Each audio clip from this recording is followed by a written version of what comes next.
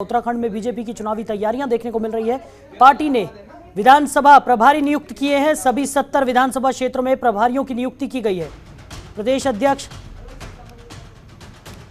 मदन कौशिक के निर्देश पर प्रभारियों का चयन किया गया है। सभी विधानसभा प्रभारियों की सूची जारी कर दी गई है। विधानसभा चुनाव की तैयारियों को लेकर प्रदेश बीजेपी ने सभी 70 विधानसभा क्षेत्रों में पार्टी के प्रभारियों की तैनाती कर दी है। प्रदेश अध्यक्ष मदन कौशिक और प्रदेश महामंत्री संगठन अजय कुमार के निर्देश पर मंगलवार को विधानसभा प्रभारियों की सूची जारी कर दी गई है।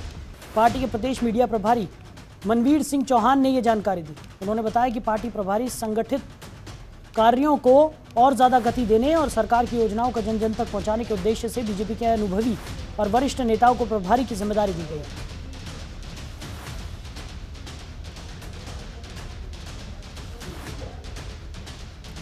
खबर पर ज्यादा जानकारी के साथ हमारे ब्यूरो चीफ सुरेंद्र ढाका लगातार हमारे साथ बने हुए हैं। सुरेंद्र, जिस तरीके से प्रभारियों की नियुक्ति यहां पर की गई है, क्या कुछ निकलकर सामने आ रहा है?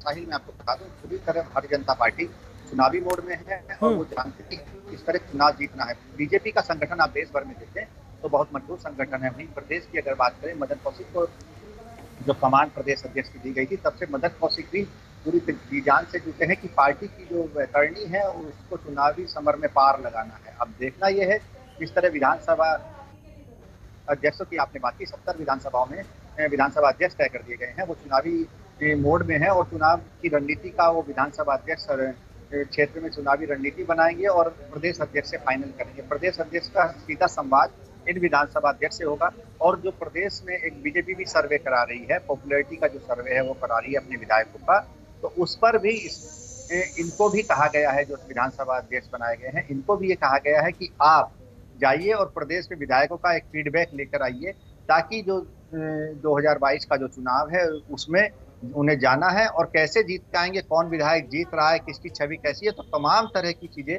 उसमें इन विधानसभा अध्यक्षों को, प्रदेश अध्यक्ष को देखनी है और प्रदेश अध्यक्ष इन्हें इस सूची को केंद्रीय नेतृत्व को सौंपेगा। अब पूरी तरह चुनावी मोड में जिस तरह बीजेपी गई है, और बीजेपी लगातार आप देखेंगे तो संगठनात्मक पार्टी है। बीजेपी का संगठन बहुत सारी विंग है और सभी विंगों में बीजेपी के अलग अलग प्रमुख हैं। लेकिन अब बीजेपी एक बात और कहती है इसी के साथ कि मेरा बूथ सब बूथ, तो पन्ना प्रमुख बूथ को मजबूत करने की जो कवायद भारतीय जनता पार्टी की है वो अभी तक प्रदेश में कांग्रेस उसके पास ही नहीं ठहरती। लेकिन पिछले दिनों जो कांग्रेस की नई टीम आई है वो एक बार इस पर विचार कर रही है और नई तरह से रणनीति बीजेपी को काटने के लिए भी ला रही है। हालांकि बीजेपी का संगठन बहुत मजबूत है। साहिब जी सुरेंद्र, वहीं जिस तरीके से चुनावी मोड में भारतीय जनता पार्टी नजर आ रही है, जैसा कि आपने भी जिक्र किया, और उसी के लिहाज से ये प्रभारियों की सूची यहां पर तैयार कर ली गई है।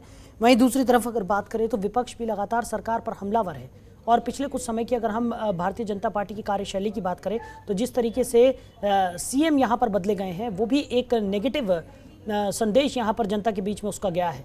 अब अगर बात करें, पुष्कर सिंह धामी ने यहाँ पर सत्ता संभाल ली है। लगातार चुनावी मोड में भारतीय जनता पार्टी नजर आ रही है। इसकी करंट सिचुएशन अगर अभी बीजेपी की बात करें तो क्या लगता है कितनी मजबूती यहाँ पर भारतीय जनता पार्टी को मिलती हुई नजर आ रही है? देखिए साहिल, एक चीज समझनी होगी, अभी जो चुनाव है उस पर काफी समय है, 5 महीने के से ज्यादा का लगभग समय है। और ऐसे में जिस तरह धामी को एक युवा चेहरे को कमान दी गई है और धामी जिस तरह से स्टेप बाय स्टेप आगे चल रहे हैं, तो अभी कोई भी बात कहना जल्दबाजी होगी। हालांकि जो भी पार्टी सत्ता में होती है उसके साथ एंटी इनकम्बेंसी होती है। दूसरा, जो कार्यकर्ता पिछले काफी समय से नाराज चल रहे थे, कार्यकर्ताओं को साधने की तैयारी भी कर ली गई है भारतीय जनता पार्टी द्वारा।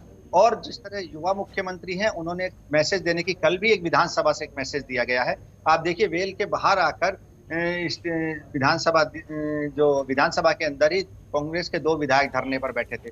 खुद मुख्यमंत्री अंदर से उठकर आते हैं और उनका जो तख्ती, वो बैनर लिए बैठे थे, उसको पढ़ते हैं और उसके बाद उन दोनों का हाथ पकड़कर विधानसभा के अंदर ले जाते हैं और उन दोनों की तारीफ करते हैं और कहते हैं कि जो ये दोनों विधायक हैं, आप अंदर आके अपनी बात कहिए, मैं आपकी बात सुनूंगा और आपकी बात को पूरा सम्मान करूंगा और जो भी आपकी समस्याएं हैं वो दूर की जाएगी। तो इसके एक बड़ा मैसेज इस तरह से ही निकल कर जाता है। और परसेप्शन जो है साहिल, वो इसी तरह बनते हैं कि कौन आदमी किस तरह का काम कर रहा है। जिस तरह प्रदेश में अभी मुखिया पुष्कर सिंह धामी है, तो वो लगातार इस तरह का मैसेज दे रहे हैं, युवाओं से सीधा संवाद कर रहे हैं।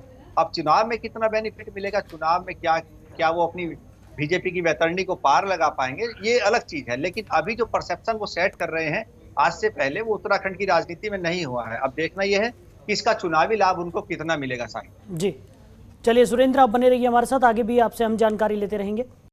खबरों के निष्पक्ष विश्लेषण के लिए सब्सक्राइब करें Jantantra TV and press the bell icon. Never miss any update.